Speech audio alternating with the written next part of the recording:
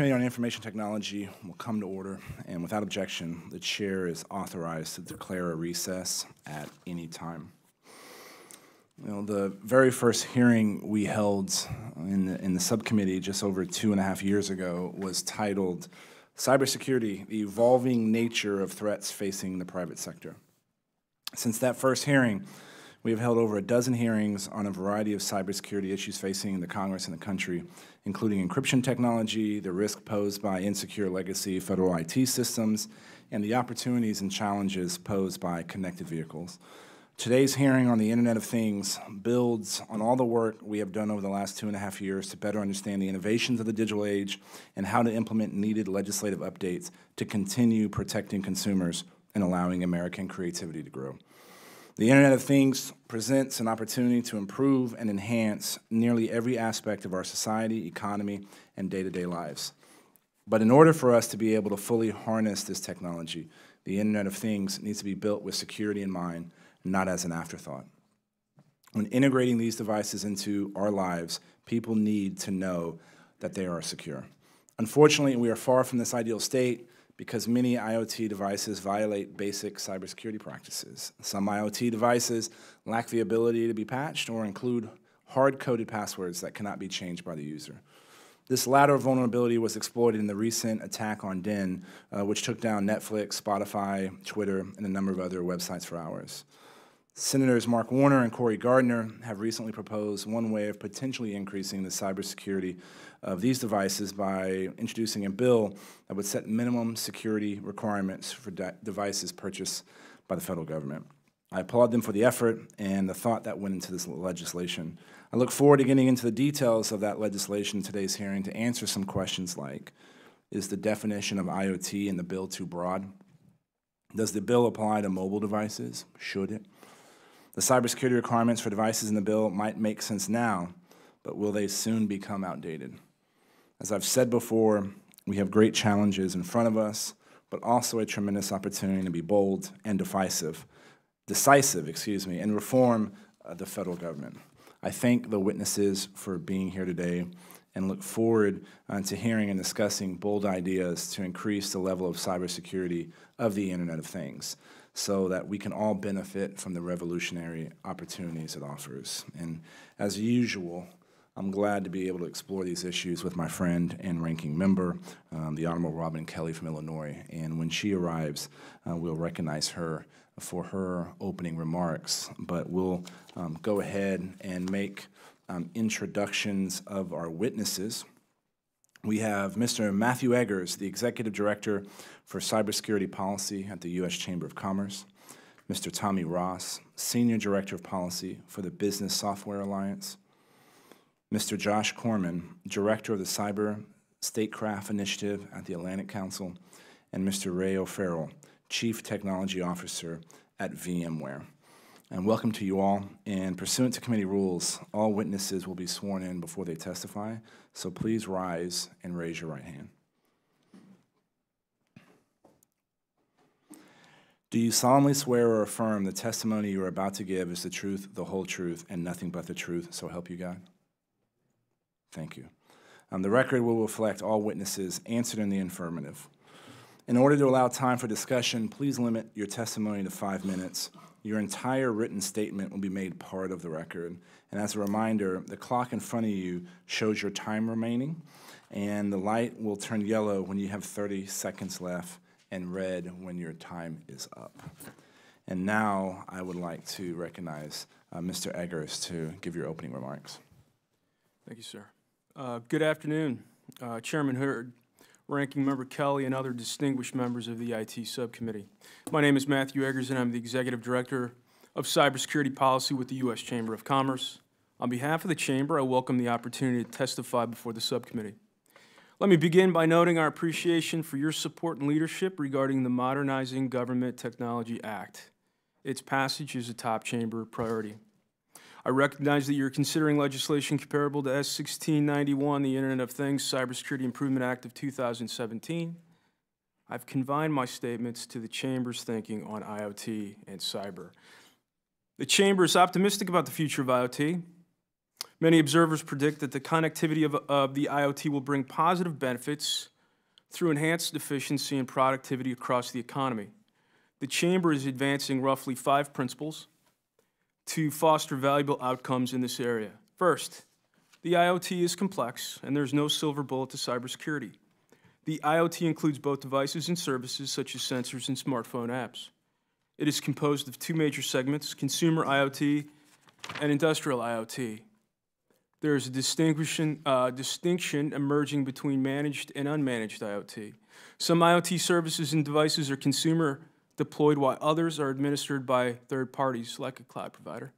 The advantages of the IoT will be realized in an environment that prioritizes industry managing cyber risks and government avoiding regulations that would stunt IoT innovation and deployments. Second, managing cyber risk across the internet and communications ecosystem is crucial to growing the IoT and increasing businesses' gains. The Chamber wants device makers, service providers, and buyers to win from the business community leading the development of state-of-the-art IoT technologies. Sound private sector-led IoT risk management can create a virtuous cycle of security in which consumers demand secure devices and services and industry prioritizes security in their offerings. Different risk management practices will be relevant for different IoT audiences and situations. Third, the business community will promote policies favorable to the security and competitiveness of the digital ecosystem. Businesses cannot expand and create jobs if they are burdened by complex and expensive regulations. Leading industry stakeholders are attuned to the importance that cybersecurity brings to the marketplace. Perfect security of network-connected devices is ambitious, but the Chamber urges all stakeholders to make the cybersecurity of the IoT a priority, not simply for security's own sake, but for the IoT ecosystem as a whole. It is crucial that policymakers approach new technologies with a dose of regulatory humility. Fourth, IoT cybersecurity is best when it's embedded in global and industry-driven standards. Cyber standards and guidance are optimally led by the private sector and adopted on a voluntary basis. They are most effective when developed and recognized globally. Such an approach averts burdening multinational enterprises and IoT adopters with the requirements of multiple and often conflicting jurisdictions. Fifth, public-private collaboration needs to advance industry interests. 2 examples are worth highlighting. One, the NTIA, the Telecom and Information Arm of the Commerce Department, is working with businesses to assess what action stakeholders should take to advance the IoT, including cyber.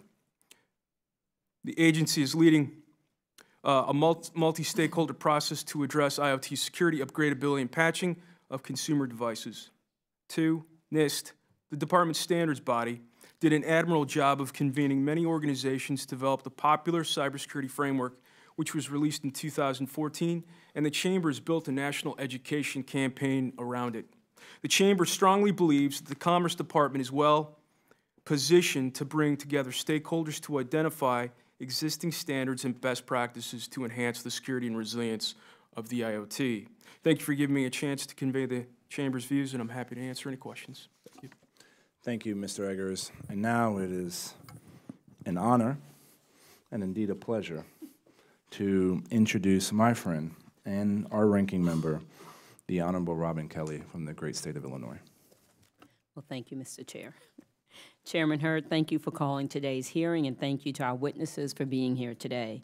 We are here to talk about a critically important bill and the security of IoT devices that the federal government uses. Senators Warner and Gardner recently introduced S. 1691, the Internet of Things Cybersecurity Act, to help ensure that federal agencies procure secure IoT devices. I have been working on the discussion draft of the companion bill. I want to thank the senators for their continued leadership on this important cybersecurity issue. IoT devices are incredibly helpful for American citizens, businesses, and our federal government. From drones to smart light bulbs to connected cars, hundreds of millions of Americans benefit from these devices every day. In fact, we expect to have more than 20 billion Internet-connected devices online by 2020. Unfortunately, the high demand and lucrative market for IoT devices has also attracted bad actors who crank out cheap products that are insecure, unreliable, and vulnerable to malware. We all know the dangers posed by unsecured devices. Even the least tech-savvy among us learned about the consequences last October when a distributed denial of service attack, or DDoS, attack on DNS service provider DIN shut down internet access for millions on the East Coast. We learned that the attack was carried out by a bot that composed of thousands of compromised IoT devices. It was a sobering reminder that everyday appliances like webcams, smart TVs, and even thermostats can be turned into cyber weapons. There is no doubt that these attacks will grow in frequency and severity. The proliferation of IoT devices makes these attacks that much easier. It is estimated that October's DIN attack only used a fraction of the botnet's capabilities. We can only imagine the disruption that a larger cyber attack would cause. Lives are at stake in this matter. Given the gravity of this situation, Congress must be concerned about both disruptive cyber attacks and protecting sensitive data. Comprised devices can become access points for malicious actors to gain entry into the federal government's networks. S-1691 and my draft companion bill bake security into the procurement process. These bills ensure that procured devices meet minimum security requirements.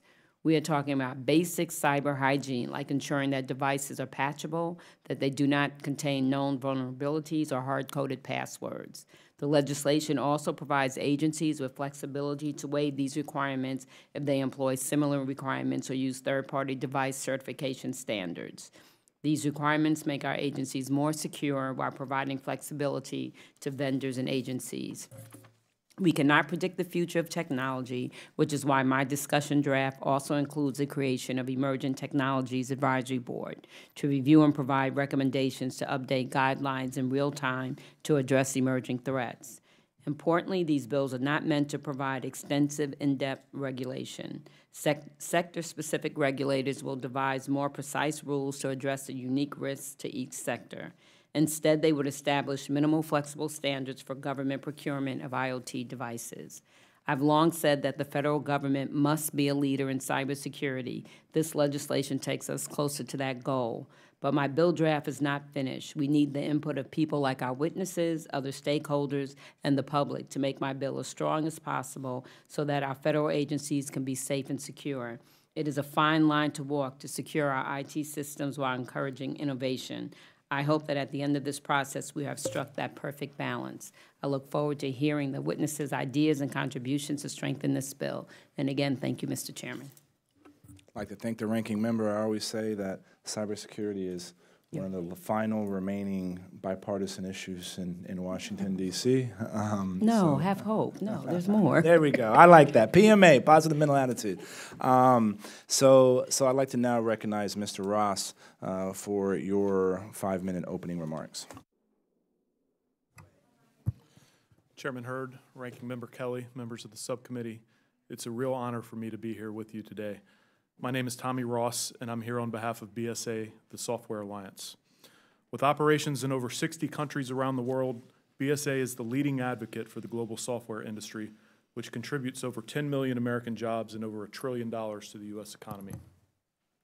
Our members are among the world's leading innovators of software and analytics capabilities that undergird the Internet of Things, or IoT. They are deeply invested in the success of the IoT because of its potential to transform and improve our lives.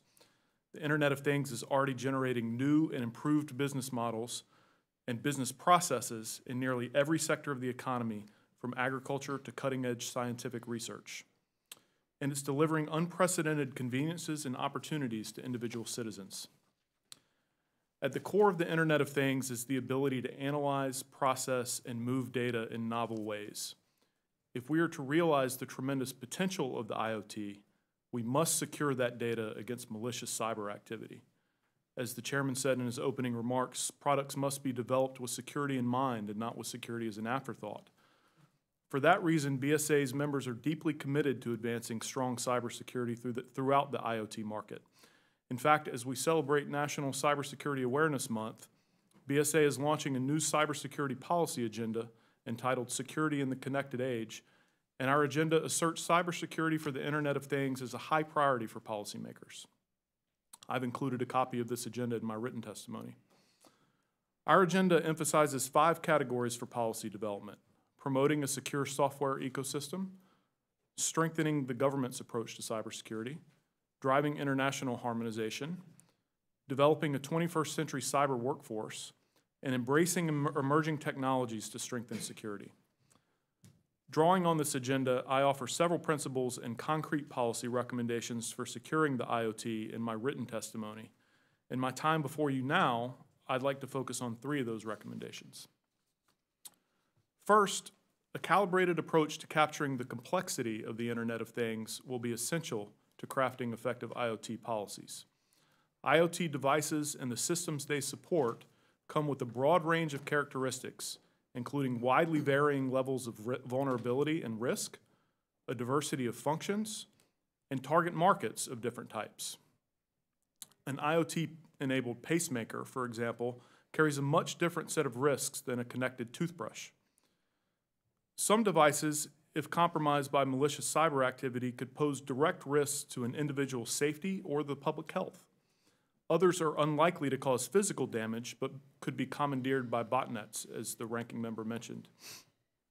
Rather than a one-size-fits-all approach, we need a risk-based policy framework that accounts for these differences.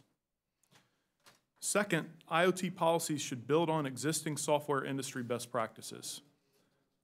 We should not treat the Internet of Things as some wholly new and unexplored realm demanding new and different policies. IoT devices are built around hardware and software that have been regular features of the technology landscape for years, even decades. In the software industry, the private sector and the government have worked closely over many years to develop a robust set of guidelines, best practices, and international standards for developing and sustaining secure software. As you consider cybersecurity in the IoT, we should begin here. Finally, effective IoT cybersecurity policies will recognize that the government has an important role, but it should be cautious in how it exercises its role to avoid interventions that will stunt the development of innovative products, including new cyber tools. In general, it should focus on convening and facilitating rather than dictating solutions. The government can be most effective when it takes action to foster market-driven solutions, particularly those that can impact markets globally. The government can play a critical role by driving multi-stakeholder processes to confront the most critical or most challenging questions and to seek to harmonize policy frameworks across sectors based on the outcomes of those multi-stakeholder processes. Beyond that, though, the government must lead by example. As Ranking Member Kelly said in her opening remarks, the federal government must be a leader in cybersecurity. It must drive the market by demanding the most innovative security solutions private industry can provide, and invest in emerging technologies that can reshape security architectures. Too often, government acquisition is driven towards the lowest cost solutions rather than those that provide the best value. That must change. In summary, we argue that policies for the Internet of Things will be most effective when they are risk-based rather than one-size-fits-all, when they build on existing best practices instead of reinventing the wheel, and when they facilitate collaboration between government and industry to tackle a shared challenge. Thank you again for the opportunity to appear before you today. I look forward to your questions. Thank you, Mr. Ross. Mr. Corman, you're up. 5 minutes for your opening remarks. Thanks for being here. Thank you. Chairman Hurd, Ranking Member Kelly, distinguished members of the committee, thank you for the opportunity to testify today. My name is Joshua Corman. I am a founder of IamTheCavalry.org, a grassroots volunteer cyber safety initiative focused on where bits and bytes meet flesh and blood. Until yesterday, I was the director of the Cyber Statecraft Initiative for the Atlantic Council, a nonprofit international policy think tank. And as of yesterday, I'm now the Chief Security Officer for PTC to drive more maturity and safety into the industrial IoT sector.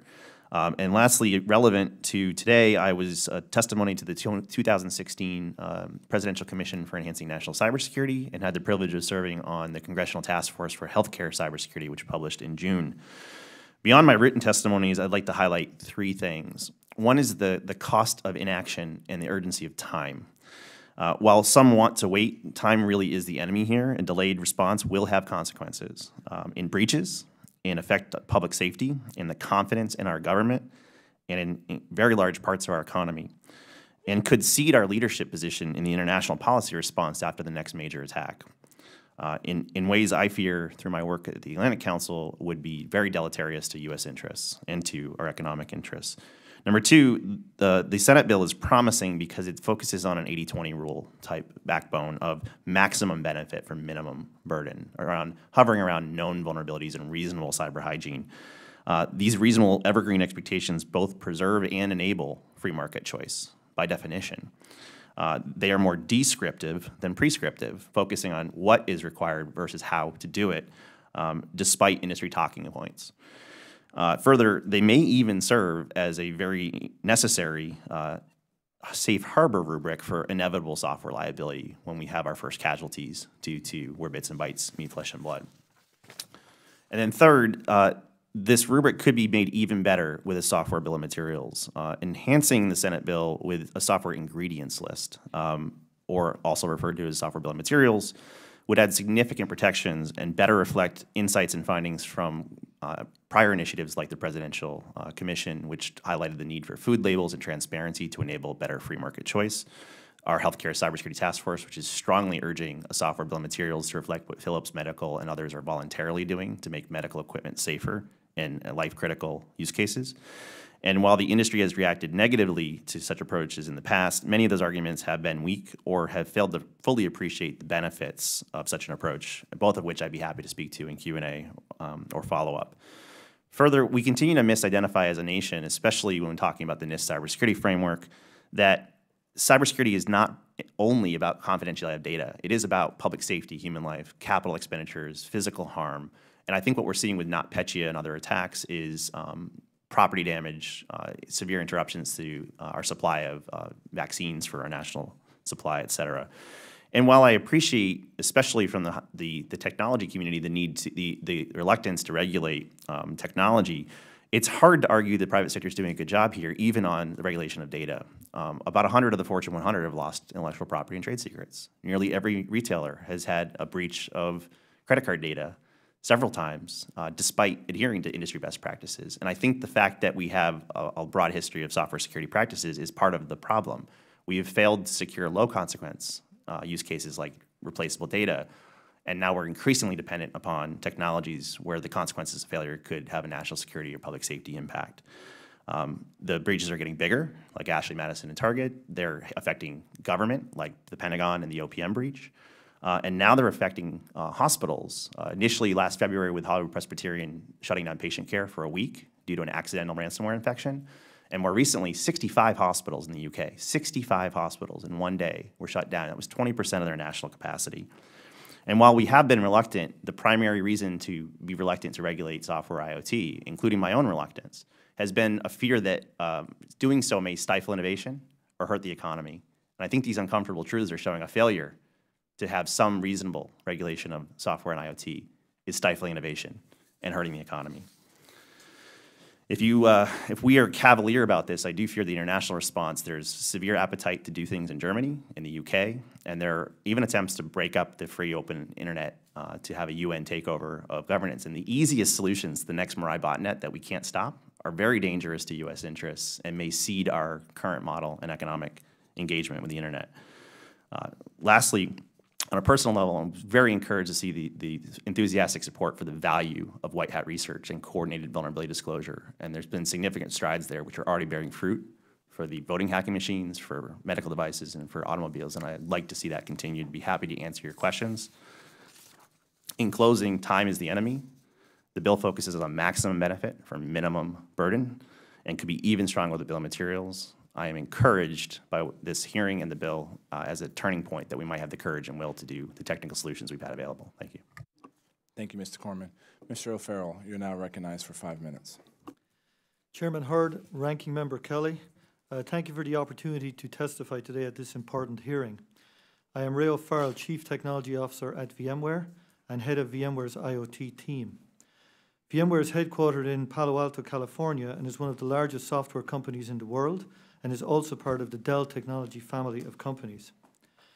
The emergence of IoT, or the Internet of Things, is a technological step in which more and more aspects of the physical world, from manufacturing to banking to home monitoring to healthcare, transportation, and even smart cities, are interconnected and coupled with analytics and intelligence. Some consider the Internet of Things to be the basis of the next industrial revolution. This level of IoT interconnect will lead to exciting new opportunities for American innovation and job growth. However, with the increased interconnect, there is also a threat of cyber attack on this new infrastructure. We've already witnessed some of the security challenges for IoT. For example, just a year ago, an IoT distributed denial of service attack took down major internet platforms and disrupted the internet services of millions of Americans. And in May of this year, the WannaCry attack is estimated to have affected 100,000 organizations in 150 countries, and in the context of IoT, that included healthcare-related IoT systems. The threat and the impact of IoT-based cyber attack is not theoretical, it is real. VMware is a leader in data center and IT infrastructure management, including the management of end-user devices, such as cell phones. We do this for the federal government and the largest companies in the world. We extend this management and security approach to the world of IoT and to the IoT industry. We applaud Senators Warner and Gardner for introducing this proposal of the Internet of Things Cybersecurity Improvement Act 2017 and the committee for releasing a discussion draft and holding today's hearings.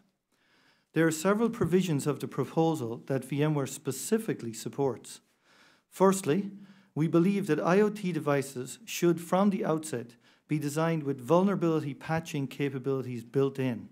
A simple patching requirement would have drastically reduced or eliminated the WannaCry breach. Secondly, we support several of the cyber hygiene concepts in the proposal, including microsegmentation and multi-factor authentication.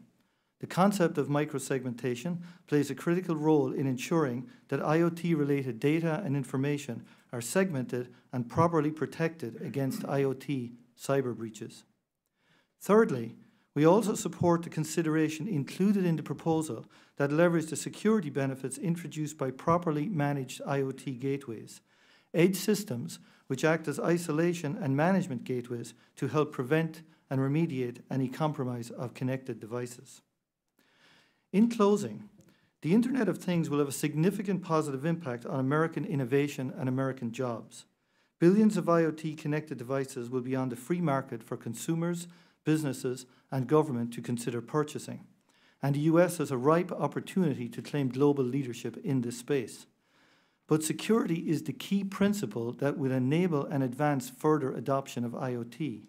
If consumers, businesses, and government do not feel that IoT products are secure, it will only hinder US global leadership in a growing and innovative IoT industry. The Internet of Things Cybersecurity Improvement Act of 2017 provides a thoughtful framework modeled after the industry-recognized NIST framework. The specific proposal focuses narrowly and appropriately on the procurement process by the federal government of IoT technology.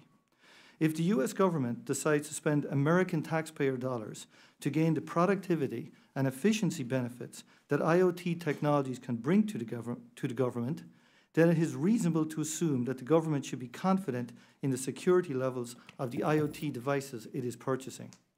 Chairman Hurd and Ranking Member Kelly, I applaud the leadership of the committee for holding this hearing today.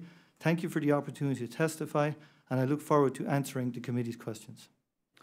Thank you, Mr. O'Farrell. Now it's with great pleasure to recognize the gentleman from California, Mr. Darrell Issa, for his first round of questions. Thank you, Mr. Chairman. I think the public, in hearing we're doing something on the Internet of Things, probably in spite of your testimony would consider that, well, this must be new. But Mr. O'Farrell, I'm going to use you and a little bit of our gray hairs to establish something for a moment.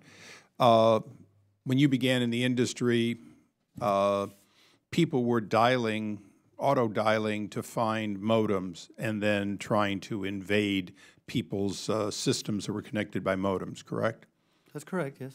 And the advent of firewalls and private systems, VPNs, point-to-point connection, was in response to that and other challenges, right?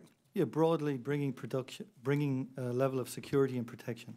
So is it fair to say that the products that the public is hearing today, the Internet of Things products, could be set aside in totality, and we could have this discussion today only about externally connected computers, whether mainframe, minis, if they were still around, or micros? So there are similarities in the existing data center infrastructure. And in fact, you will see many of the same issues appearing. How do I secure my infrastructure? How do I protect it? Feeding back out into the world of IoT. I think there is one difference, though, to highlight. And the difference is, unlike your typical data center infrastructure, you are not protecting just data. Obviously, that's important to protect, but you're protecting physical infrastructure. These devices can be controlling equipment in a hospital. Sure. And so there's different aspects coming. But if you're controlling the electric grid, you're controlling thousands of hospitals, right? Correct, yes.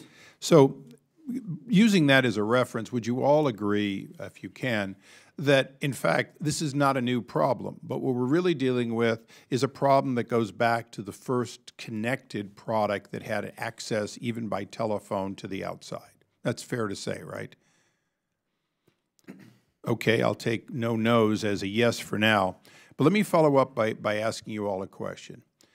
When we look at a fully qualified domain name in the IPv4 world, our problem was we ran out of numbers to distinctly connect points so we could identify a point and its effective location. Is that a fair statement for those that have been around? And then we went to IPv6 in order to have enough points that we could identify uniquely. Anyone? Mr. Farrell? Yes, IPv6 increases the number of available addresses enormously.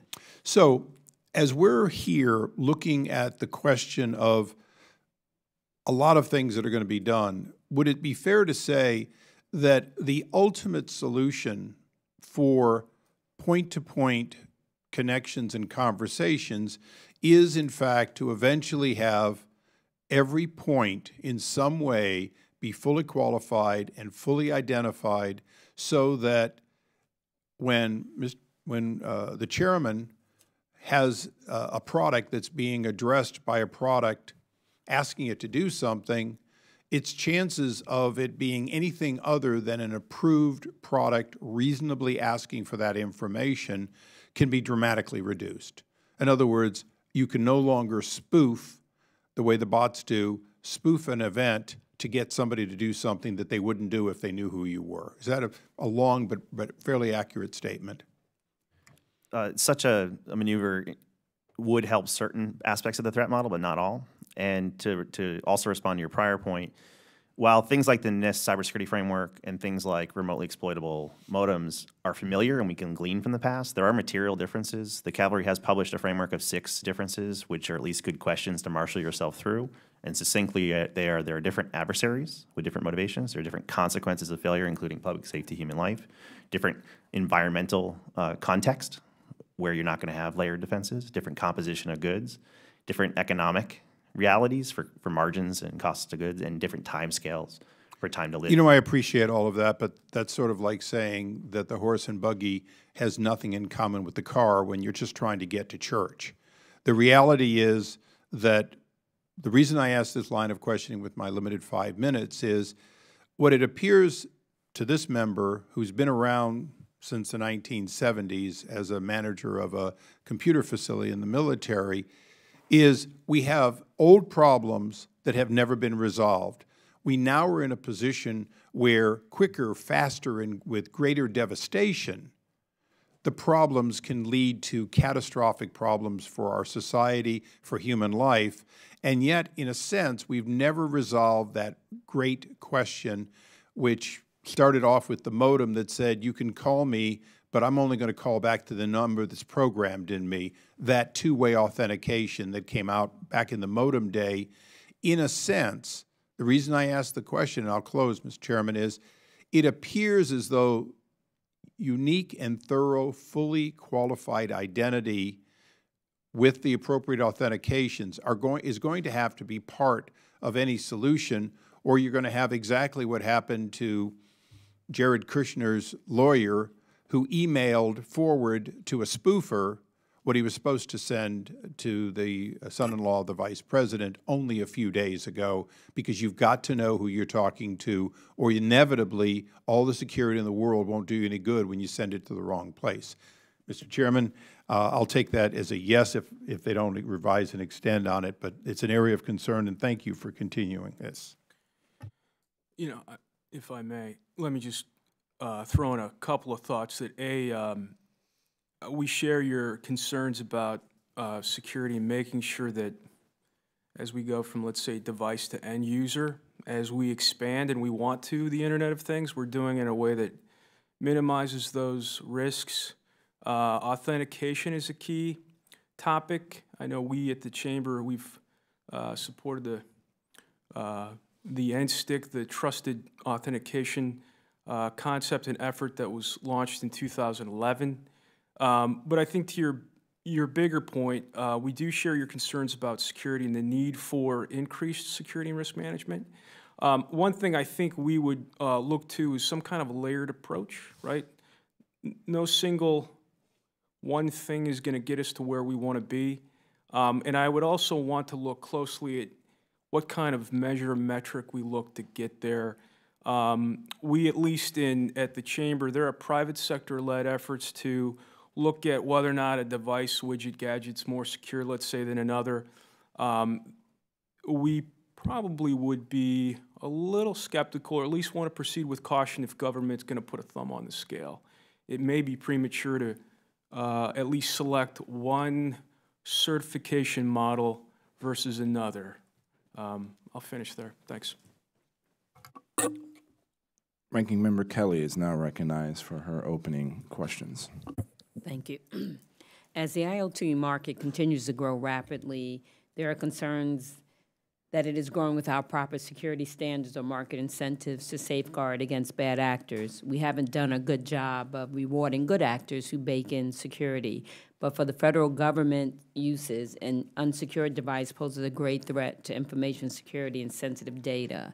A 2017 report by the Government Accountability Office found that IoT device vulnerabilities can be caused by, and I quote, a lack of security standards addressing unique IoT needs. Mr. O'Farrell, would you agree that IoT devices pose a unique cybersecurity challenge? Yes, I would, partially because the impact of a cybersecurity breach on an IoT device, as we've noted, can affect something very real in the physical world, including human life. Second of all, IoT devices, by their nature, are not behind a brick wall in a data center. They're at the bottom of aisle wells, they're in factories, they're in buildings, which means the ability to physically attack them or interface with them becomes possible. Therefore, I think that layered approaches to how you secure them becomes more important. So the bill mentions, for instance, the use of IoT gateways and microsegmentation. These are second-order protection, which can be used to protect those devices themselves, even if they become compromised in some way. Okay. And so you agree that establishing at least some minimal cybersecurity standards would help prevent IoT device vulnerabilities? Yes, I think in the context of the bill, which is essentially highlighting the existing NIST standards from a cybersecurity point of view and applying them to IoT in the context of the federal government procuring those devices, yes, I do. And Mr. Corman, would you agree? I do, and there's several things we could do. We wanted to focus on things that were 80-20 rule-ish, and I think if you squint, everything really hovers around vulnerabilities that are known. Known vulnerabilities are more than 30% more likely to be attacked by adversaries than unknown. And we discussed this with Chairman Hurd in Las Vegas. We had this notion of IoT really should have 5 postures towards any failure. They're going to fail. They're going to fail often. How do you avoid failure by building security in versus bolting on? How do you take help avoiding failure from willing allies like through coordinated disclosure? How do you capture, study, and learn from failure with logging and evidence? How do you respond to failure with security updates and patching? And how do you contain and isolate failure with segmentation and isolation to fail safely? And those are really, you must be this tall to ride the Internet of Things kind of concepts. Obviously, there's so much more we could do, but that's a really minimum viable. I once said unpatchable IoT are the lawn darts of the Internet in that they are inherently unsafe. Thank you. Both the House and Senate versions of the IoT Cybersecurity Improvement Act require minimum security requirements for vendors selling IoT devices to the government. These include basic best practices like federally procured devices being patchable and not using hard-coded passwords. Mr. O'Farrell, do you believe these standards are reasonable? Yes, I do. I also note that the bill gives, under some circumstances, the ability to be able to waive those if a device does not support that, as long as another security technique is put in place. Right. And can you describe how these practices, basic hygiene, can provide a reasonable level of security for the government to feel confident in purchasing IoT technologies? So you've already heard to some degree how the existing ways that you secure data centers and infrastructure also applies and becomes applicable in some way to IoT. Many of the things which are described here, authentication, microsegmentation, least privilege access, all of those are core concepts described by NIST to secure data center infrastructure and cyber infrastructure. So the same would apply equally to IoT. Thank you. This becomes an extension, essentially of the existing data center infrastructure. Okay. While IoT devices promise exciting opportunities and benefits, we cannot ignore, as all of you agree, the security implications. Government data must be protected, and it's essential that we address the cybersecurity concerns now rather than retroactively. The IoT Cybersecurity Improvement Act provides basic security standards that are necessary for protecting government data and can set a positive example for the IoT industry at large. I believe the legislation serves as an excellent starting point for IoT security, and I yield back. I'd like to thank the ranking member, and if my memory is correct, Mr. Gianforte, this is your first hearing with us. It's great to have someone with your background, experience, and patents on this committee, and you're now recognized for your opening 5 minutes of question. Thank you, Chairman Hurd and Ranking Member Kelly. It's my pleasure to be here. Thank you for the testimony that you're providing for us today. I appreciate the effort. We need to make sure that our government is secure, and particularly Internet of Things security is important. I want to ask questions in two areas, and as Chairman Hurd mentioned, I ran a cloud computing business for many years, and we had thousands of clients. We had over 1,000 cyber attacks per day that we had to defend against, so I have some familiarity here. I'd like to talk a little bit about NIST vulnerabilities. How often does NIST publish updates on vulnerabilities? Just based on your knowledge, Mr. O'Farrell. I don't actually know the exact number. I know we get vulnerabilities from NIST, but also from broadly across the industry. Even, large software companies like Microsoft and others will publish those vulnerabilities as well. And so it would not be unusual to see a steady stream of vulnerabilities coming in every month. Every month, there'd be new ones. So, every day there's updates. Yeah. So are all vulnerabilities, Mr. O'Farrell, created equal, or are some more severe than others? Some are more severe than others. The challenge with a vulnerability is you cannot always tell or predict whether the vulnerability is going to be exploited in some way. Remember, a vulnerability simply says there is something here which could be a problem. It doesn't say this has been used to attack or exploit in some way. So you have to be careful with respect to how you rate vulnerabilities. But there is a rating for vulnerabilities, and they are not all created equal. If I may add to that, we have a common vulnerability scoring system for various factors. We've recently learned it's insufficient for safety critical, and there's a special project through MITRE to look at safety critical in hospitals, for example. So to your point earlier, Mr. Corman, some are more important than others from a risk perspective. Well, for consequence, severity, and context, yes, but there's also one more thing in the written testimony I'd like to call out, which is that for all known vulnerabilities, there are a special subset that if they're in free attack tools or if they're in an exploit database, they're 30 times more likely. Yeah. So there can be a risk-based clustering of this to enhance the yield. So this is, Mr. O'Farrell, where I'm driving here is, in a complex system that includes an operating system, maybe an application server, an application, communication software, all of these systems are collections of various components. Given the frequency with which vulnerabilities are published, is it possible for a complex system to have no vulnerabilities over a 12-month period? I think it is highly unlikely. I think that, in fact, you have to expect, to some degree, that there is probably some vulnerability in there. It's complex. It's got many pieces of software and products. And I think if at all possible, you need to build into your security stance the expectation that you're going to have to adopt and deal with some form of exploit should it occur. So control and second layer protection is a part of the story. Okay. Sir, And go ahead. And I raise this because in the legislation as it stands today, it says that all procurement by the federal government will have no vulnerabilities. And I just want to highlight that some are more important than others. We may want to differentiate in some way. I think, I was just going to add that I think that a focus on, A, a definition of what we mean by internet-connected device, I think is crucial. B, I would say that you are right. NIST, its database of vulnerabilities ranks low to high. U.S. CERT pushes out vulnerability and other update information, if you will, regularly. I get them. One of the things I think that's relevant, at least in terms of the conversation here, is I think everybody is right to focus on the vulnerabilities and to upgrade, fix. One of the issues, at least in terms of if you are a provider, and one of the questions that we've got is there's a requirement for tracking notification. Mr. Eggers, if I could just claim my time back. You may, sir. Yeah, of thank course. You. And I just wanted to, in my remaining 50 seconds, Mr. Ross, I have a question about standard practices in the software industry. As in the legislation, there are particular clauses that require manufacturers of Internet of Things to provide perpetual updates to software, and I think the process of providing a way to do update is good. In the software industry, is it standard practice that that's done as part of the initial purchase price of the product, or is there typically a separate maintenance contract that is designated to ensure that you get updates to your products?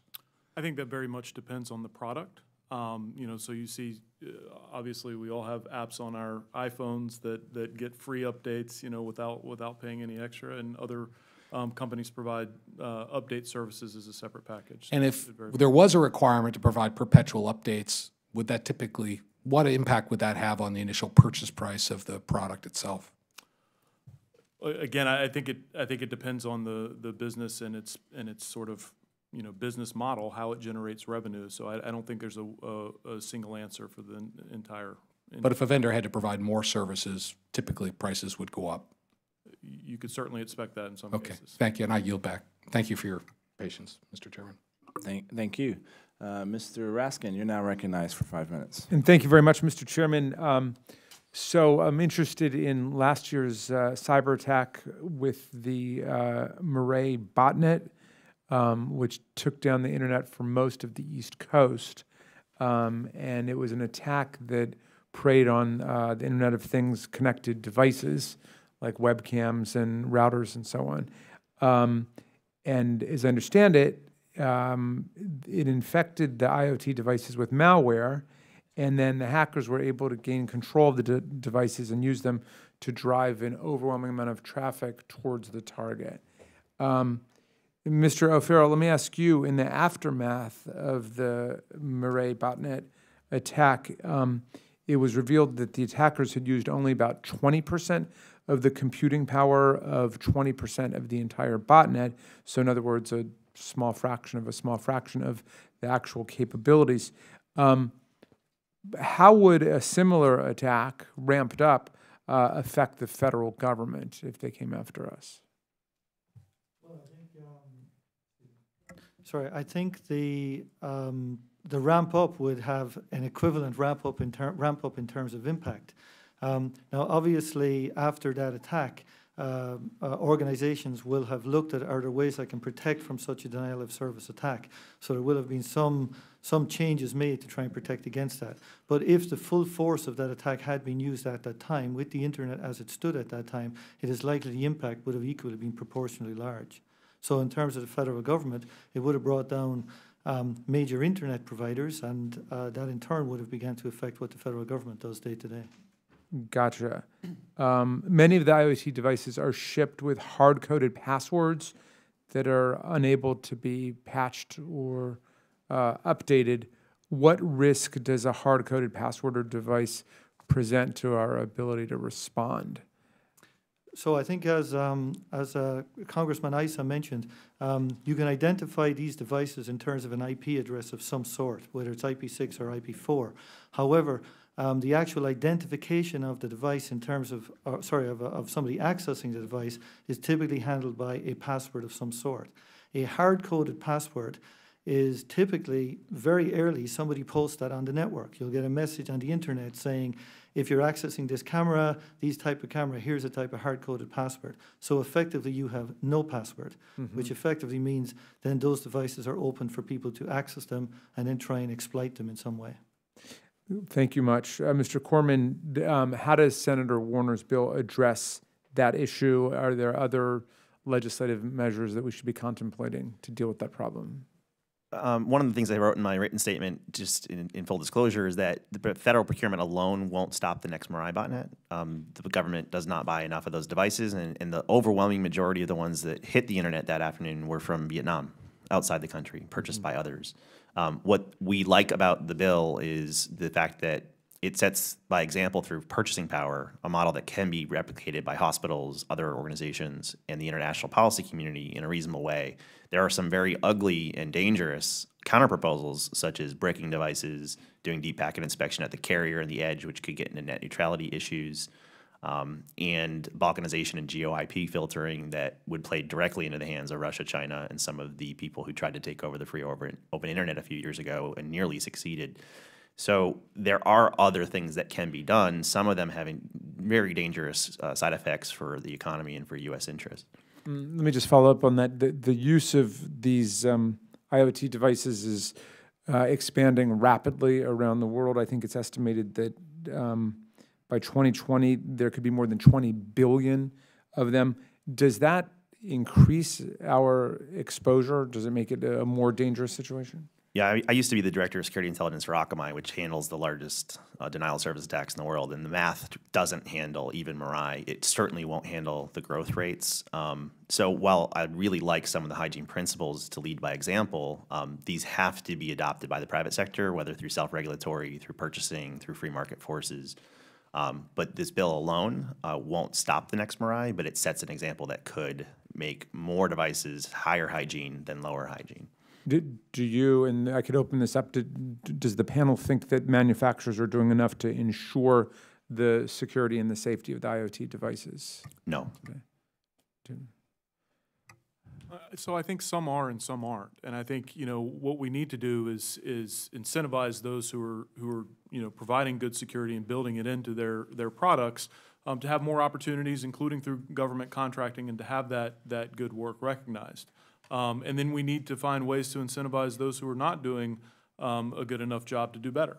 So I think they're not all the same, but certainly there are some actors out there who are not taking security seriously enough. I mean, I think I would echo the sense that, one, they're not all the same, but two, for those who do the good job, to make sure that they have the benefit of being able to, fit the requirement policies of the federal government, that's a positive message to them, and it's rewarding the people who do the good job as opposed to those who do not.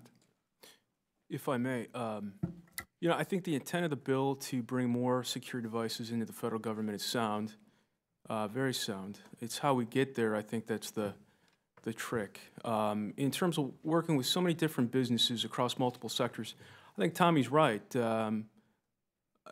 We're kind of in a gray zone where I think, if anything, when I step back and I look at a bill like this, I say, how can we make sure that the companies that are making devices securely, and there's a lot of standards out there. There are a lot of companies building devices according to this or that standard, guidance, or best practice.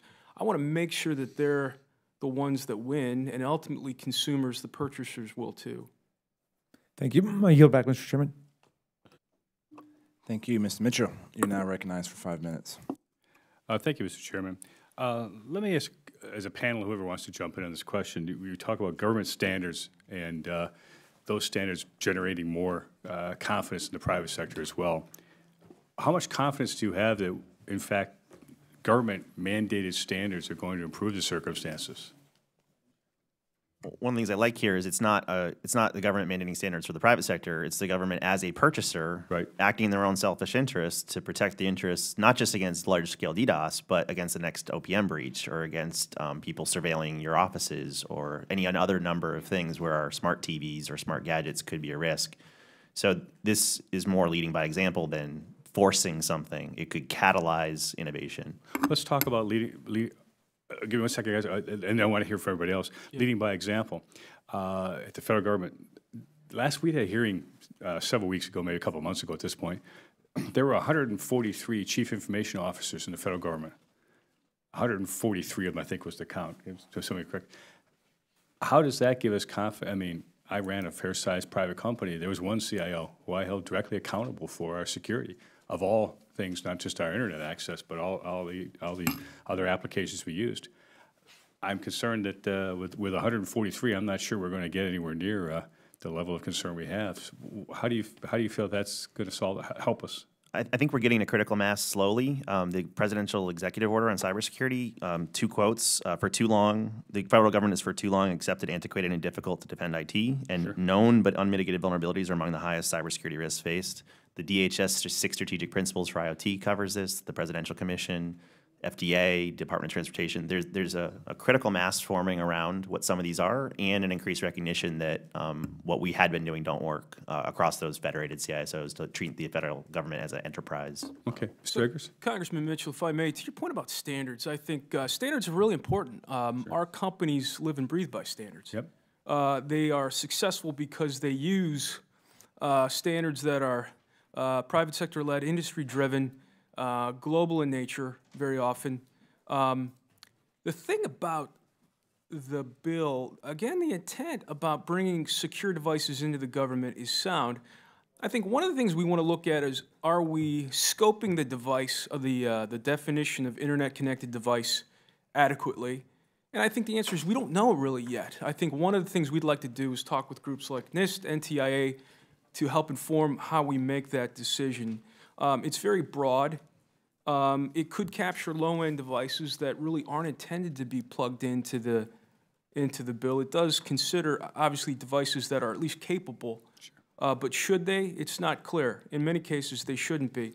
One of the issues and then I'll finish, is one of the issues about tracking vulnerabilities and making patches and upgrades is you could find a situation if you're a contractor, and that term too is vague, the lengths at which they've got to go to track virtually any known vulnerability. And there are a lot of avenues for finding those, and you would be beholden to quite a notification structure, and so that gives me pause. The idea about upgrading is sound, but the notification, among other things, gives me pause. Mr. Farrell, you had a comment on. Yeah, maybe 2 things. One of them in terms of as a taxpayer looking at the federal government purchasing sure. IoT infrastructure, I would like to know that they're getting value for their money, and security is a key part of that. Absolutely. So that's where I see those key guidelines. They represent what is a reasonable model around security. With respect to the broadness of the definition of IoT, yes, I think devices at the edge, they're difficult to describe, and there probably is the opportunity to focus a little bit more on describing that. But the legislation does describe mechanisms that says if devices are simple enough such that they cannot meet all of the requirements with respect to patching and so on, that there are some waivers associated with that. With respect to describing vulnerabilities, I think the bill specifically is trying to imply you should not be delivering equipment with known vulnerabilities, and then based on patching, you get to fix those vulnerabilities if and when they appear and when you find out about them. That's why the patching is a critical part of the story when combined with recognizing that vulnerabilities will occur. Mr. Ross, you had a comment. My last few seconds here. Sure. I'll try to make it quick, but I think, as you look at the Internet of Things, it really does describe a really broad array of devices, including, at one end, sensors that don't even have operating systems and are designed to be cheap and mass-produced and can be so while minimizing security risk, depending on how they're deployed in a network environment. And at the other end, looking at really life-critical systems, as Mr. Corman's discussed. And I think that definition, it's really important that we capture it because there is a cost-benefit equation here. And in some cases, the government's going to want to be able to buy devices that are inexpensive and mass-produced without having to build in a lot of security features that would drive up the costs and make them unsustainable. And you think about things like sensors and infrastructure that you want to put in place and leave for 50 years just to tell you, seismic activity over time. I think that security standards are very important, but being calibrated against risk is what allows us to drive security in the most sort of efficient and rational way. One other quick comment, I'll yield back, Mr. Chair, is that you mentioned incentivizing, and in my mind, it's also creating systems that the general public understands what the government is doing, so they can assess should they do that. And today's hearings raised concerns for me. I have a camera system in my house for security, and to be absolutely blunt at you at this moment in time, and I can access it on my phone. I'm not sure if it has patches and what they do to patch it. I should know better. So I'll yield back. Mr. Corman, did you have a? Yeah, I'll be very brief. Some of Representative Gianforte's comments and your own, they kind of make the case for what I said earlier about the value of a software bill of materials. If it is unrealistic to perpetually update, if it might cost more money, if the company's gone out of business, the camera manufacturer, these things allow at least the procurer to assess, am I affected? Where am I affected? Should I unplug it? And there are a series of use cases that this would ameliorate or soften with that increased transparency. Just like a bill of materials or a food label, like if you're allergic to peanuts or if you're allergic to some sort of food. And having some sort of ingredients list allows me to make a choice. And if there were a recall, if we did find out there was a bad batch of a certain ingredient in some of the food we ate, we know to stop eating it. And such a function could be applied to IoT and software as well. Thank you. Now, recognize myself, and not necessarily for as much time as I may consume, but I'm going to take my time. Mr. Ross, maybe we pick up on a comment you just made. If a sensor doesn't have an operating system, how can it be used in a DDoS attack? So again, it really depends on, and I think one of the things that we need to think about when we're thinking about IoT security more broadly is not just how a device functions, but how a device fits into a broader network. Mr. Eggers has mentioned taking a multi-layered approach. How we build in security at different levels within a network can really shape outcomes far beyond the individual device. But That should said, the person developing that sensor take those concerns into as they're developing how that sensor works? I think the person developing the sensor needs to be able to respond to the demand for the product, and security ought to be part of that demand. But you can imagine a situation in which you might want to deploy, for example, a lot of sensors with limited security built into the devices themselves, but adopting network solutions that allow you to manage security through cloud services, through network security mechanisms that use those devices in a controlled way, and even patch them through cloud-based services rather than patching individual devices. The innovation around security approaches to securing IoT devices and other devices is incredible, and really, we're seeing innovation in the security space keep pace with innovation in the product space. In other words, there's new approaches to security that we're seeing every day. And so I think it's really important as we craft policy not to limit the ability for those network-based solutions to sort of take hold. And I'll ask this question again to you, Mr. Ross, and then Mr. O'Farrell. I'd welcome your thoughts on this as the software guys. Yeah, I'm here.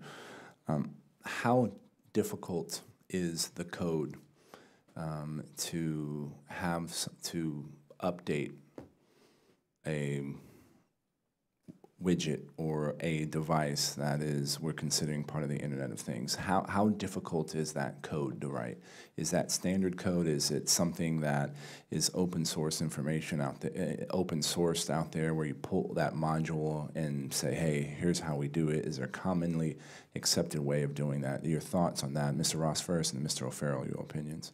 Sure. The two gentlemen to my left are probably have a better technical background to answer that, but I'd say, 2016 IoT developer survey found that about 25% of IoT devices don't have operating systems. So accepting patches and that kind of thing is without an operating system is much more challenging. That said, I think the complexity of the code sort of depends on the code base and the product itself, and individual manufacturer's approach to coding. But I would defer to my more technically. I'll let Mr. O'Farrell and Mr. Corman and Mr. Eggers, if you have comments, I'd welcome that on this question too. Mr. O'Farrell. So in terms of broad applicability of patching, your PC at home is constantly patched. Every cell phone that's out there from any of the major manufacturers is constantly patched. The applications living on those are constantly patched. So the concept of being able to say, is patching a well-known function? Yes, it is. I think where the challenge that Mr. Ross is pointing out, you may have a class of devices who are so simple that they don't necessarily have the ability to handle a software upgrade. They may not even have software at all. They might be a very simple device, just relaying temperature or something. Under those circumstances, then you need to apply other techniques. You either need to have that device talk to a gateway, and then the gateway itself is patched and secured, or you do things with network segmentation or other network management capabilities to be able to secure that piece of infrastructure. To add to that, some of it's knowing how to do secure updates over the air without making that a security risk itself. And we do know how to do that. That information is available. Some of it is going to raise the cost of goods on some of these devices because they need to future-proof a larger image than they started with. There are some IoT platforms that anticipate and build in the ability to do updates securely with encryption. There are some that are cheap, maybe too cheap to be safely used. So it's not a zero cost, but we know how to do it technically. There are platforms that could do it, and if we reward those that do. And then lastly, the NTIA process for upgradability did say it could be an attestation-based model where you say, I am patchable, I commit to patching for X years. And that goes into the federal government's purchasing decision of if I'm going to buy an unpatchable device, I will have to spend more aftermarket or just choose not to buy it. Mr. Eggers, do you have an opinion? Yes, sir, quickly. So I was just going to add that I hear from members that much depends on the device and where it's supposed to be, what the kind of device, the operating environment in which it's supposed to function. I think one of the challenges with protecting the Internet of Things is we are dealing with legacy devices that really weren't ever meant to be connected to the Internet. And our colleagues will say, hey, then we build a security appliance, some kind of protective system, firewall, what have you, around there. So I think, at least in terms of engaging government, business to business, a lot of times they will work through these tough issues around software upgrading and so forth, what devices can do, what are their limitations, and I think that is really important to understand.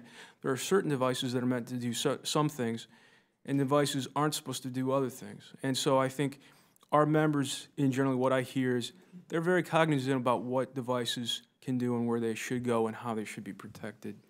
So would it be fair, and I'd welcome all four of our illustrious panel's opinions on this legislation when it says the IoT device must be patchable, would adding something to the effect of if it has an operating system, and if not, then X, Y, and Z?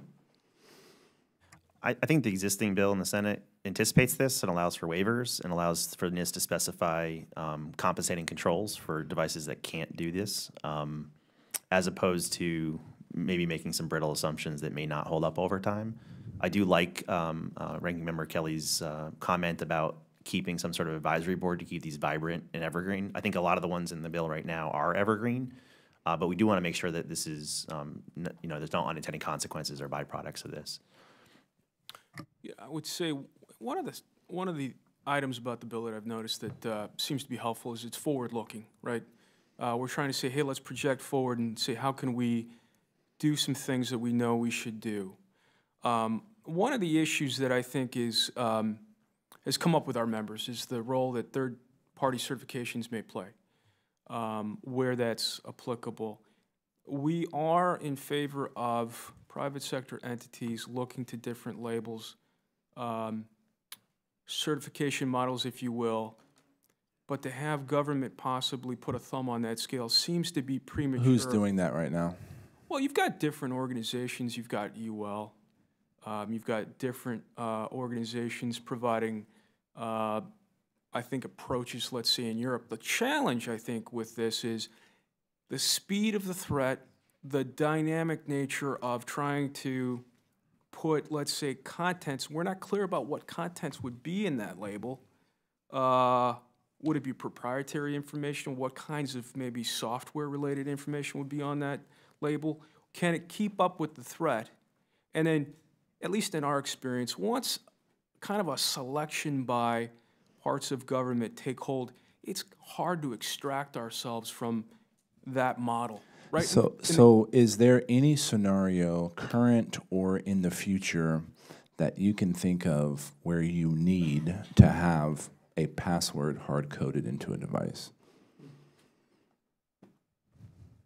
Mr. Eggers. You know, I would say that at least I've gotten positive feedback on the idea that once you receive the device, you should be able to change that passcode. That's helpful. But to your question, I'd have to get back to you.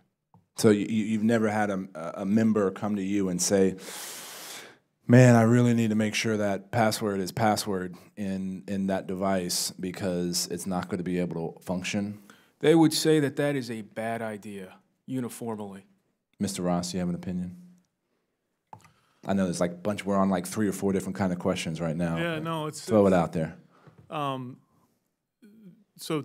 let me take your first question first on the patching. I think, as you know, when product developers are considering how to approach a product, there's a few variables that are in tension. You have computing power, battery power, cost, size of the device. You add more computing power, you add more cost, you need more batteries, you increase size. So I think I'm hesitant when looking at the government's diverse needs for sensors and other IoT devices in a variety of different contexts, including national security, including infrastructure. I'm hesitant to say if you have an operating system, you need to be patched. There are trade-offs that you should make, and considering risk in how you apply security measures, I think it gets you a better outcome. It gets you security built to calibrated to the risk that the devices pose. So is there a scenario in which you would advise the federal government that operating some system that has an operating system to not patch that software? There may be. I mean, they're very small operating systems on very small devices, and we may have a need as a government. Again, I come based on the level of threat of the vulnerability. Right. So I come from a national security background, and as you, I'm sure, know, the Department of Defense and the intelligence community, they want to put sensors on everything. And I've heard goofy proposals about putting sensors on cows to track their movements with nomadic herders and see where those herders go. It happens. The ability to deploy. I may have been involved in a few of those conversations, by the way. So the ability to deploy cheap, mass-produced devices that may not pose a substantial risk to life, public safety, the economy, and so on, may be a trade-off that we want to be able to make for other purposes. And I think, again, it's not to say that there shouldn't be standards. It's to say that the standards should be more nuanced than one size fits all, that there should be a risk framework that governs how standards are applied.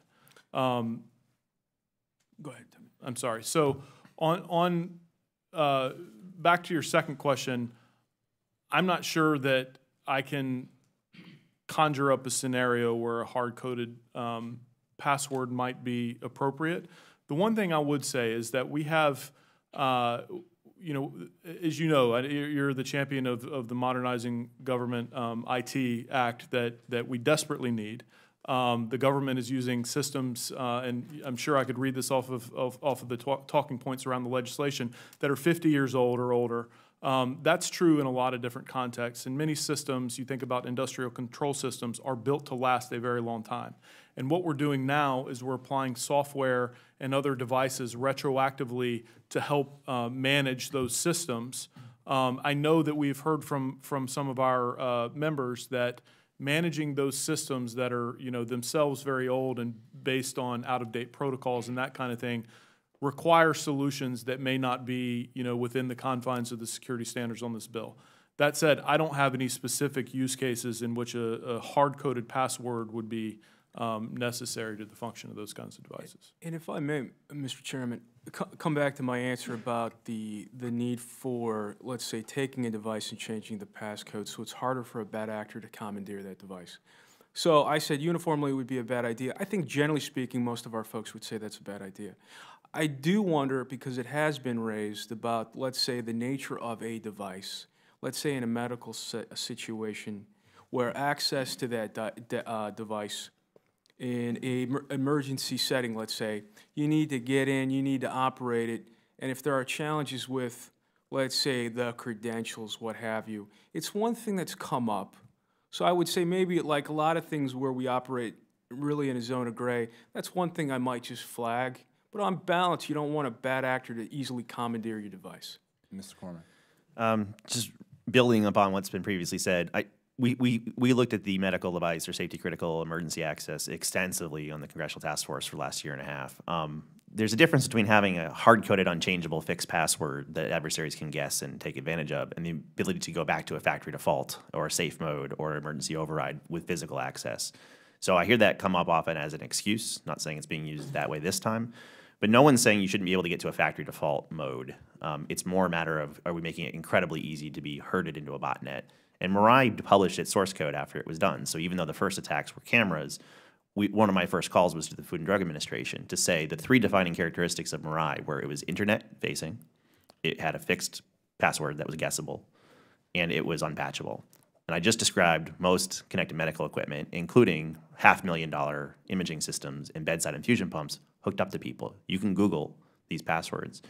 So one thing I wanted to clarify is there's a difference between being able to reset them versus how exposed we are with the current condition. The second thing is I'm fully on board with a risk-based decision. It's come up several times. What I want to extend to that, though, and clarify is risk to whom? Because the risk of you buying your internet-based camera is, who cares if your camera gets hacked for you? The risk with the externalities and the tragedy of the commons that the collective might of all those were able to hurt someone else. So we should absolutely do risk assessments. But if we narrowly hone in on what's the use case of the buyer, as opposed to what's the collective hygiene public health issue of those being herded into a collective might, that must be part of that risk association. Mr. O'Farrell, close out the time that I do not have. Okay. With respect to the password question, I think if a device needs a password, a hard-coded password effectively means you've no password. So if the device has a password at all, then a hard-coded one does not work for that. Thinking through the devices, yes, on the extreme sensor side of devices, you have devices with no operating system, and I would argue they're not really connected to the internet. They're in turn connected to other systems which connect to the internet, and they're the systems which then need to be protected. But if the device itself is connected to the internet or back into a data center over TCP/IP or some equivalent protocol, broadly speaking, it will probably have an operating system, or at least needs to be protected using a gateway or something else. Thank you. I would now, round two. Robin Kelly, you're now recognized for your next 5 minutes. Oh, only 5 for me, huh? Okay. There is no doubt in my mind that Congress must establish cybersecurity standards to protect internet-connected devices from hackers and bad actors. But I also understand the other side that, there's concern about rigidly crafted regulations that would stifle innovation. Mr. Farrell, do you believe that the federal government can develop IoT cybersecurity without too much stifling of innovation? So I believe that in the context of the proposal, where you're trying to establish what are really pretty basic security rules, or basically a kind of a rules of the road for what the federal government should be doing for procurement. I think the balance of being able to establish those rules and making sure that you are basically getting value for money against any potential curtailing of innovation, I think, is a good balance. These are pretty basic rules. They're not going to some inappropriate level of constraint. And Mr. Corman had made the comment he thought that the advisory board was a good idea. Do you agree with that assessment? Yes, I do. I think partially one of the challenges with Internet of Things and anything got to do with cyber moving forward is, as several people have pointed out, you do not know what the threat of tomorrow is going to be, and you do not know what adaptive level security you're going to have to bring. So an advisory board would help to be able to surface those and react to those before they become a real problem. Okay. And Mr. Corman, the Senate version already has the waiver process. Do you think that's a good idea and would ease some concerns? To a certain extent, one fear I have is the notion that you can't sell a product with known vulnerabilities unless you get a waiver. I think it'll be the norm that on any given day that you sell, you will have some known vulnerability. So we want to make this as streamlined as possible. That's why I err on disclosing, in other words, avoiding a failure to warn, and the expectation of patching or the ingredients list to know if you need to, even if your vendor doesn't warn you or can't. So the ability to have a pressure release valve of a waiver process makes sense, because then the agency is explicitly accepting that risk and can do other things to swarm and surround that. But I'd want to make sure that the common path is the easy path, is the safe path, and waivers may just be a way to undermine this. So I tend to favor carrot and stick. FDA did something where they essentially said, if you have a disclosure program and you can fix your issue in 30 to 60 days, then you don't have to go through a recall process. Kind of being very clever to say the safe thing is the easy thing. So you can do it however you want, but you're going to want to do it this way. And my only comment on the waivers is let's make sure that they're rare and necessary as opposed to burdensome and slowing down the federal government. And we all know that as much as we try, no piece of legislation is perfect. So I wanted to give each of you a chance to make a suggestion toward this legislation. Mr. Eggers. Yes, ma'am. Thank you for asking. I think I will confess I have not looked at the advisory board idea in detail, but I will. I'm more familiar with the Senate bill. I might even suggest, and maybe if there's one thing to take away, at least from my thoughts here today, it's that maybe going broader than an advisory board. And what do I mean by that is we found that the Commerce Department can play a really powerful role, NTIA, NIST in particular, to bring multiple stakeholders. The four of us are just a portion of that. What they can do, and I think the NIST cyber framework effort is a good model. They brought folks together. They're able to say, here's what our interests are. They were consulted. They provided input. There was a lot of back and forth, right? It was quality, input, output. I think industry bought in a major way. We may need to do that here. We are supportive of that. I think that the Commerce Department, I don't want to speak for them, but I think they would be open to that idea. One thing I might suggest is it's not clear if our friends at NIST and NTIA have the resources they need to carry that forward. One thing I might suggest is we look at what they may need. We may want to consult with them. Hey, maybe it doesn't need to be as big as the framework effort where we have about maybe 5 to 6 workshops in the span of about 13 months. But here's what I took away.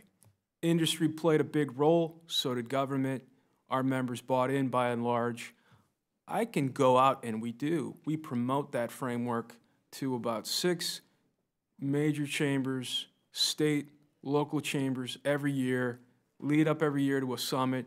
So we're able to promote that tool not only domestically to our businesses, but as a model globally. And that's one of the things we're aiming to, is that we have a process, a model that can work for business wherever they are on the globe. Okay. Thank you. Thank you. Ranking Member Kelly, if I might, I'd offer 3 things. First of all, I think it's a very promising piece of legislation, and we think the idea of the government using its purchasing power to drive security makes a lot of sense. So these are offered in the spirit of improving that legislation. Number one, the definition of internet-connected devices, as I've been suggesting, I think needs to reflect risk. And I know that NIST is working on looking at a risk tiering or a categorization of IoT devices. I think that's maybe something that can be built upon in the definition. Second of all, I think we really like the emphasis on security research and coordinated vulnerability disclosure, but there's some refinements that we would like to see to make sure that patches can be fully deployed before vulnerabilities are disclosed to the public. And then the third thing, I'm not sure exactly how you get at this in the legislation, but what we would not want to see is any set of standards become sort of the new lowest bar where, that leads the acquisition workforce to buy products that are the cheapest possible as long as they meet the bar. We want to see competition for better cybersecurity and the government buying for value, not just for lowest cost. And I think the more we can do to incentivize that, the better off we'll be. Thank you. I love the question. I appreciate it being asked. Thank you. I mean, clearly I proactively mentioned there's tremendous value in a list of ingredients for free market choice at purchase time to tell better products from worse, to answer am I affected and where am I affected when there's an active attack in the wild that you might be able to actually defend yourself against, and for the devices that are gone out of business, the manufacturers, the ability to defend yourself in those important use cases. If I were to add to that, there is a technical standard being discussed called MUD, or Manufacturer Usage Description. It's a very elegant, very simple idea that every device would advertise to the network, this is the domain I need to talk to, and this is the port I need to speak on. And if other devices in the network noticed it was doing something else, it must be compromised. It's something that on its own may not get as much adoption, but were this part of a government procurement wish list or fast track or incentivized, it could be promising. It's not very robust now, but I like the concept, and it could go even further and leverage free market innovation. I think this idea came out of Cisco, if I recall. And then just a little caution on the disclosure idea. I do agree that great care has to be done on the notion of safe harbor for coordinated vulnerability disclosure. And in my written testimony, I caution against NPPD reinventing the wheel. There's been significant and robust debate with the Librarian of Congress, the Copyright Office, who is recommending that the current exemptions to DMCA for research that allowed and enabled the voting machines and medical to get the strength of law and be made permanent. I would not want to undo some of those really subtle nuances, nor would I want to tie that to the availability of patch first. There are many devices that cannot be patched, but it's still meaningful to know to shield yourself and insulate yourself. So rather than designing that right now, I would be happy to comment further, but I think that last well-intended suggestion could backfire in unanticipated ways I could articulate. Thank you. Thank you very much for the opportunity to comment on improvements to the bill. I think I see two areas. One of them is related to the definition of IoT devices themselves. As you can see, it's an area of quite a few questions. But specifically, it points to those IoT devices which are being procured by the federal government for use by the federal government. I think it would be good to clarify that if that was to be extended further in some way, that would be done in cooperation with industry.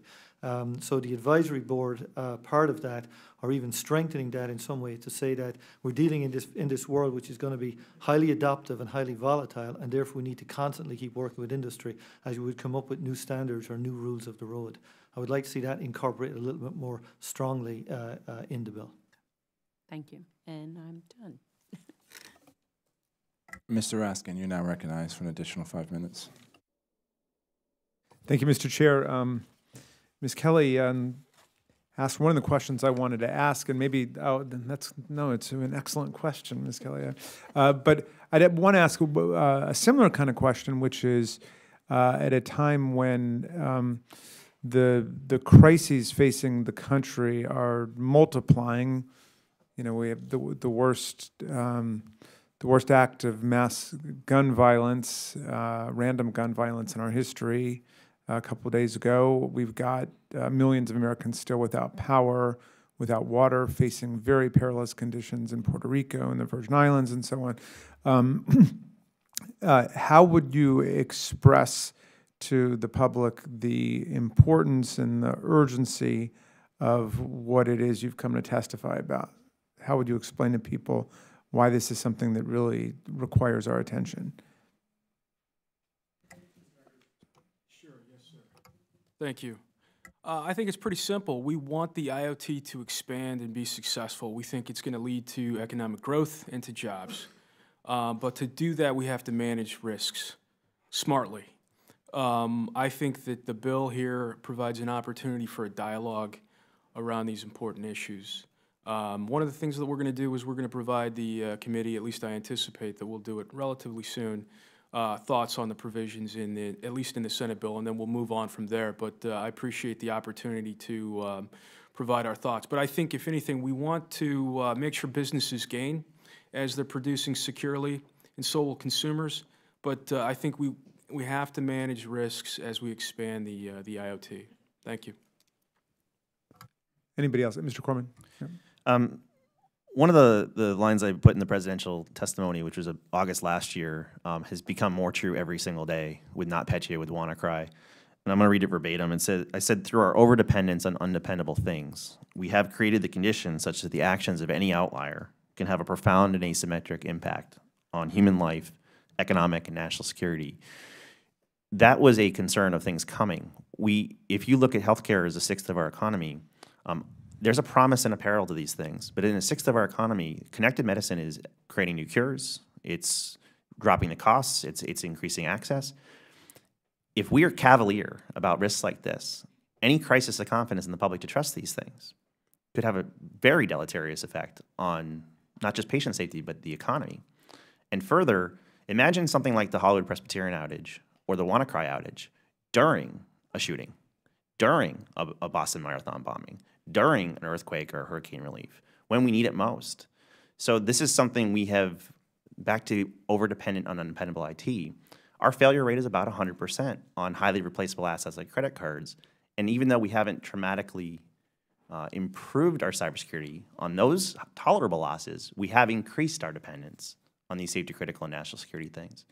So without being dire or doom and gloom, we've run out of runway for these low consequence failures. And I think it's not just that we want economic growth, it's that we want the confidence of the public and the national security intact. Thank you. Mr. O'Farrell?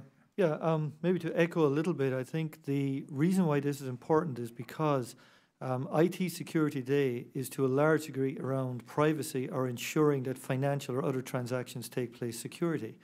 IT security in the context of IoT is going to be around real factories, healthcare, things which directly affect economy, things that directly affect the day-to-day life within a city.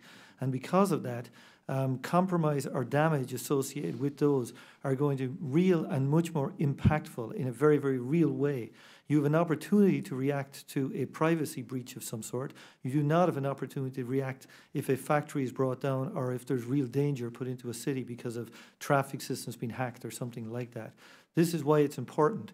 We're early in the days. IoT is a fledgling story at this stage. So you have an opportunity to build in some security from the very beginning rather than dealing with it after something really bad happens. Mr. Ross? Sir, I'd say we can get this wrong in two different directions. One would lead us to lose the benefits of innovation, and the other would lose the benefits of globalization. Mm-hmm. You know, it's not just the physical risks that these devices turned against us can pose. It's also losing out on the cutting-edge scientific research that these devices are offering, or the benefits to public health, or the benefits to, you know, critical infrastructure and that kind of thing. And if we don't protect them from cyber attacks, we lose those benefits. On the other hand, if we go too far and we adopt indigenous standards that put us at odds with the rest of the world, and we close off the internet and we segment and fragment, we lose the ability to transact business around the world and the benefit to our economy that brings us. Thank you. Mr. Chairman, I also want to just take a second to thank you for calling this hearing today. Unsecure IoT devices pose significant risk to our national security and can have devastating consequences, as Mr. Corman said. So I think that the Internet of Things Cybersecurity Act is a great first step to protect federally procured IoT devices and sensors from cyber attacks. And I want to thank Representative Kelly for her excellent legislation, and I do strongly support her bill. Thank you, Mr. Raskin. And some final questions from me. How do we prevent, if we say you have to be this tall, from that staying that's the floor, or that would be the ceiling, actually? How do we make sure that we continue, that industry continues to follow good digital hygiene? We did encounter this with the PCI data security standard. The effort to set a minimum meant we got one, right? It almost caused a race to the bottom of, and we don't want to cause that. I think that's why the language we use here is critically important, and I think it's an and. I don't think it's do you do a NIST private sector public-private partnership or some minimum hygiene to protect your own interest right now, especially with time being the enemy. If these things are evergreen, like never have a password you can't change, we can act on that, and we can encourage best practices, carrots and sticks, preferential purchasing, with a parallel effort that does leverage things that can be layered on top of it. It is always a risk when you define a minimum that you get it. That's why we have to be very careful, conscientious here that this is something to do the 80-20 rule now. It can't be the finish line. Mr. O'Farrell? So I don't think we should be afraid to set the minimum, and some of these minimums here are pretty basic and Pretty standard. minimum, huh? Minimum. And so we should not be afraid to set those as the minimum because we fear, we're not going to be able to do more as it is appropriate. I think the most important thing, though, as it is appropriate, does require a lot of interface with industry. Obviously, I am part of a company who produces a lot of software. I want to be able to have a seat at the table to be able to say, what are the guidelines that we need to follow? How are we going to secure that, and so on. So being involved in that and involving industry is very important. But that does not mean we should not be afraid to set this bare minimum, which is, based on what NIST or what some basic cyber hygiene is in place today. Mr. Eggers or Mr. Ross, do you? Mr. Chairman, I might just add that I'm always a little concerned, at least I hear concerns expressed from members about minimums and maximums, well, because the environment moves so quickly.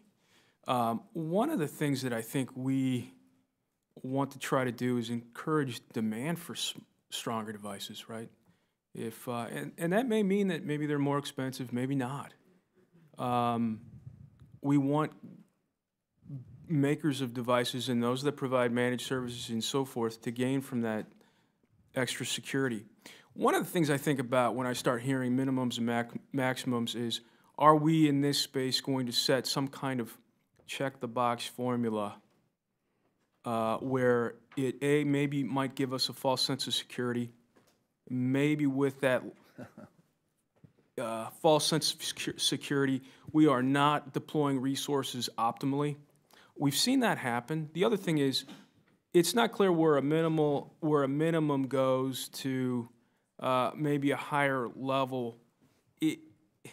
Much depends on the implementation. And one thing we have seen is once regulations sort of get going, they are hard to pull back and harmonize, and that's one of the things that Mr. we're Eggers, struggling with now. But did I'm assuming Equifax didn't have high enough minimums, right? And so we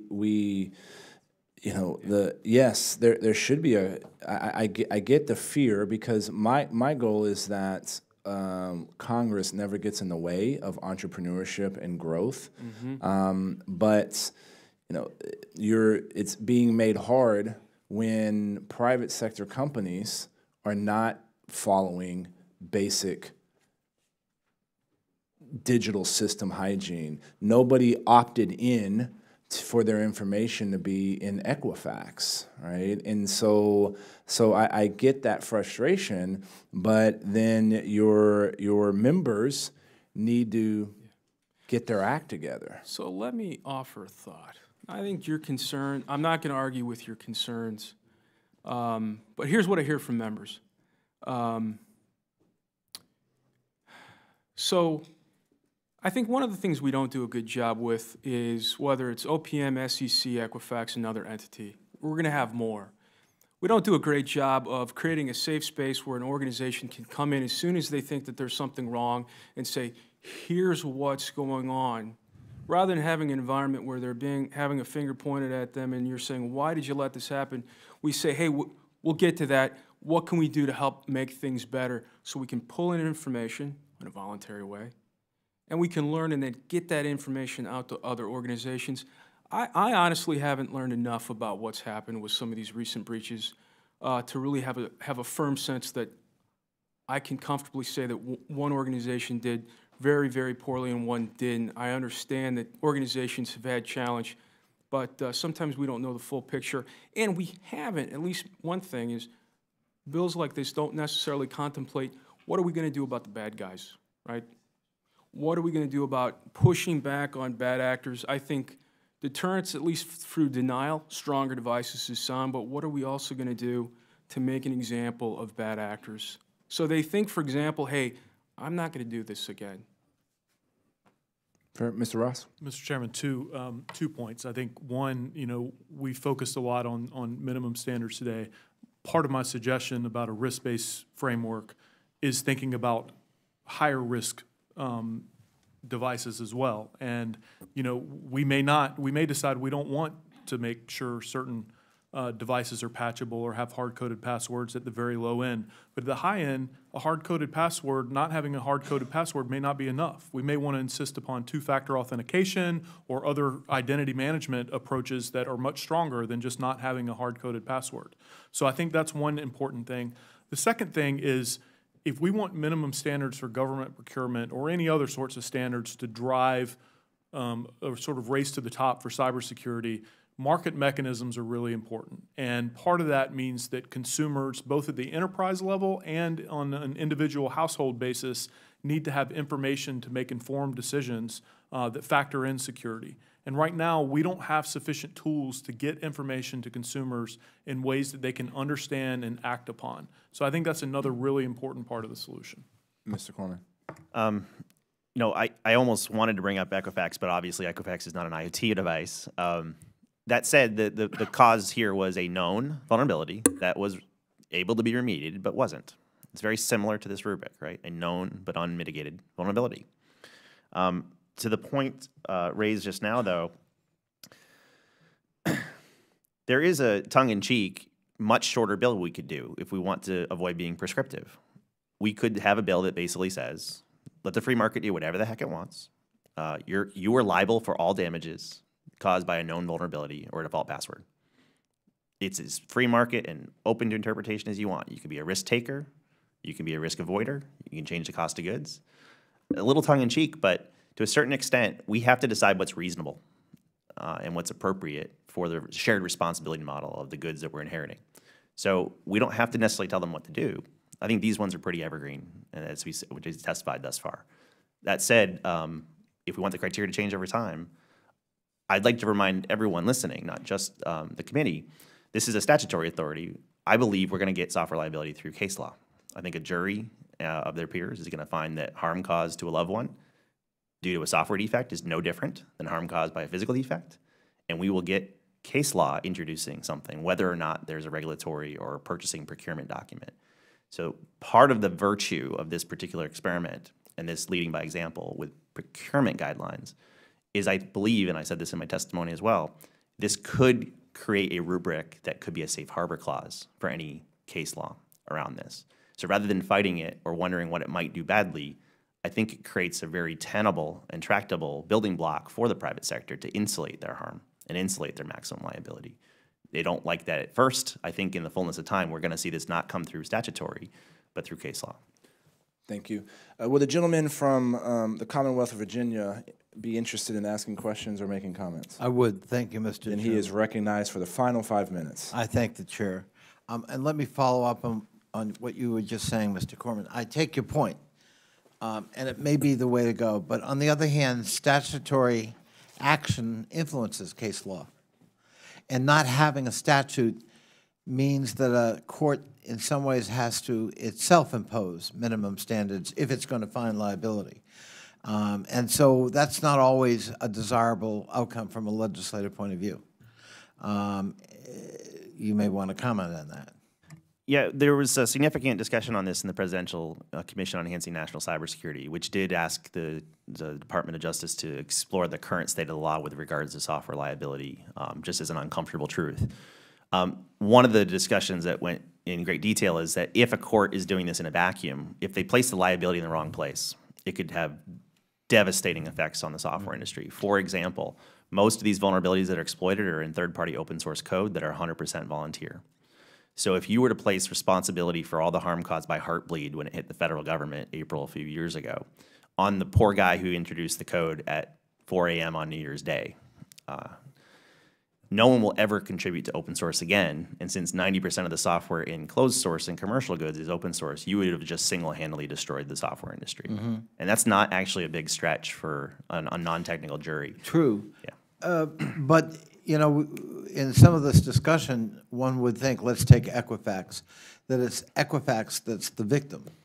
Well, 143 million people are also victims. They've had their data compromised. And where do they seek redress? Your argument that it's a free market, I heard you say maybe tongue-in-cheek, but an absolute free market doesn't necessarily protect the other victims who've had their financial information compromised. Yeah, it's my sincere belief that if a few years from now, whether we chose to do it or are forced to do it, we're going to end up with a rubric that people are not responsible for zero-day attacks from China, but they are absolutely responsible for known avoidable vulnerabilities. I think everything's going to hinge on what was known and avoidable. Well, let me, GAO, in a series of reports, basically found, and I quote, while there are many industry-specific standards and best practices that address information security, standards and best practices specific to IoT technologies are still in development and not widely adopted. Now, Congress generally in this sphere has been reluctant to legislate, actually. Some would criticize us for being too reluctant. But that kind of finding suggests, as the chairman, I think, was indicating, either industry adopts some industry-wide standards that people can adhere to that give us some comfort in protecting the citizens we represent, or we have to do it. Mr. Ross. Congressman, if I might, I think it's a great point. I think we will get maximum bang for the buck when those standards are international standards, because so many devices are produced overseas. And I think there is a gap. There's a gap, for example, there is a proliferation of different types of operating systems for IoT devices, and that has a real impact on their security. Having international standards around IoT operating systems might be something we ought to explore. And I think the government can play a big role in supporting efforts to develop international standards. And that's something we haven't looked at nearly enough, in my view, because a lot of times international standards are developed on the side by people who work in the industry and try to come up with an international standard in their free time. That can't be how we approach security. We need a much more focused approach on identifying where there are gaps or where standards are out of date, and really putting some support behind developing them in the international context.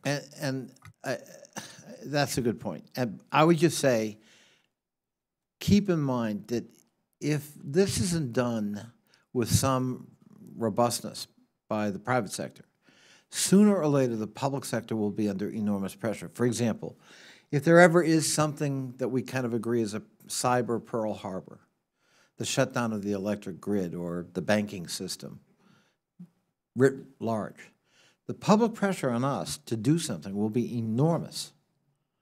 And so some sense of urgency, it seems to me, is really important within the private sector to get some kind of basic standards that people buy into that are reassuring, that aren't just PR, but that actually provide some protection that is measurable and testable. Absent that, I fear that someday it will be done for you, because the pressure will be so great after some incident. Equifax apparently isn't it, but it was big enough that it got a lot of attention. And I just fear that when that day comes, absent private sector activity, you're going to see tremendous pressure in the legislative branch to protect the public. Congressman, I fear that too. I think the one thing I would say is that it doesn't necessarily have to be the private sector taking action versus the public sector, but the private sector and the public sector working together is really powerful. And I think what we've seen, with the NIST framework is that industry and government got together on a framework that has proved very valuable by all accounts, but is now, the government and the private sector together are also now taking it to the International Organization of Standardization and seeking to internationalize it as a standard. And I think that's a great model for how we can explore IoT cybersecurity, but also other areas where we really need to fill in the gaps on international standardization for security. And I know my time is up, but I would agree with you.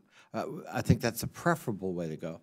But it's got to be robust. It's got to be measurable and testable. It's got to be reassuring to the public and to most of the stakeholders. Otherwise, when something happens, that will be found to have been as inadequate as it is. I thank the chair. Thank you, sir. And I'd like to thank our panel of witnesses today. This really was invaluable conversation. I always feel when I leave a hearing with just as many questions as answers, it's actually a good thing. And so thanks for taking the time. Thanks for y'all's perspective. And the hearing record will remain open for 2 weeks for any member to submit a written opening statement or questions for the record. And if there's no further business, without objection, the subcommittee stands adjourned.